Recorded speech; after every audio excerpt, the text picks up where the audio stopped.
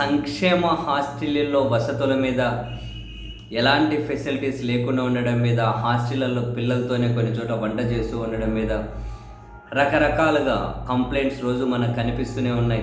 సంక్షేమ హాస్టళ్లను ఈ సర్కార్ చాలా నిర్లక్ష్యం చేస్తూ ఉంది అని చెప్పి రోజు విమర్శలు అయితే వినిపిస్తూనే ఉన్నాయి.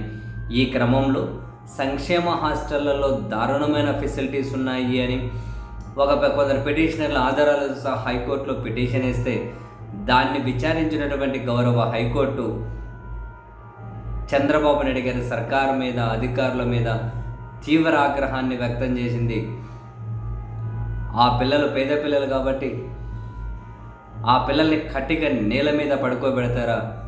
కనీసం ఒక సన్నని పరుపు దుప్పటి కూడా ఇవ్వలేరా? మన పిల్లలనైతే మనం ఇళ్ళలో అలా పడుకోబెడతామా? అసలు బడ్జెట్ నిధులన్నీ ఎక్కడికి వెళ్తూ ఉన్నాయి? కాంట్రాక్టర్ల లబ్ధి కోసం ఖర్చు పెడుతూ ఉన్నారా? పిల్లల విషయంలో, వాళ్ళ సంక్షేమ హాస్టళ్లలో వాళ్ళ వసతుల విషయంలో రాజీ పడే సమస్యనే ఉండదు. మేము ఎట్టి పరిస్థితుల్లో ఇవి చూస్తూ ఊరుకోం. ఒక సీనియర్ జిల్లా స్థాయి అధికారితో ప్రతి జిల్లాలోనూ వెళ్ళి మానిటరింగ్ చేయాలి. ప్రతి నెల నివేదికలను మా ముందుంచండి. ఆ నివేదికలను మా ముందుంచండి. మొత్తం చీఫ్ సెక్రటరీనే వాటన్నిటిని మానిటరింగ్ చేయాల్సి ఉంటుంది. అండ్ ఈ పిటిషన్ విచారణకు స్వయంగా చీఫ్ సెక్రటరీనే ఆన్లైన్ ద్వారా హాజరయ్యారు. సో చీఫ్ సెక్రటరీనే మానిటరింగ్ చేయాలి. ఒకవేళ ఇటువంటివి రిపీట్ అయినా, ఆ పిల్లలకు వసతులు కల్పించడంలో విఫలమైన ప్రభుత్వ తీరు మార్చుకోకపోతే సాంఘిక సంక్షేమ గురుకుల వీటికి సంబంధించినటువంటి సెక్రటరీ ఎవరైతే ఉంటారో ఆ శాఖ సెక్రటరీనే మేము బాధ్యులను చేస్తాం.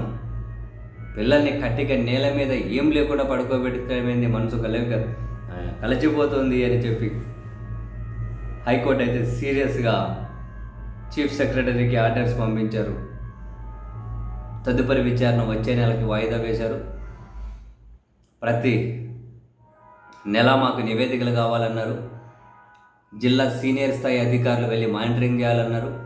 ఈ మొత్తాన్ని కూడా చీఫ్ సెక్రటరీని స్వయాన పర్యవేక్షించాలి అని చెప్పి హైకోర్టు ఆర్డర్స్. మనం చాలాసార్లు చెబుతాం, పాపం ప్రభుత్వ స్కూల్ అయితే ఉంది, వసతి గృహాలు అయితే ఉంది, ఎంతో ఫండ్స్ పోతాయి కానీ వాళ్ళకి చేరవు. అదే బాధ. ఉన్నోళ్ళ పిల్లల్ని ఒక రకంగా, లేనోళ్ళ పిల్లల్ని మరో రకంగా, ఉన్నోళ్ళ పిల్లలకు ఒక రకమైన ఫెసిలిటీ, లేనోళ్ళ పిల్లలకు విద్యలో కూడా అసలు ఎంత అంతరాలు ఉన్నాయండి మన సమాజంలో.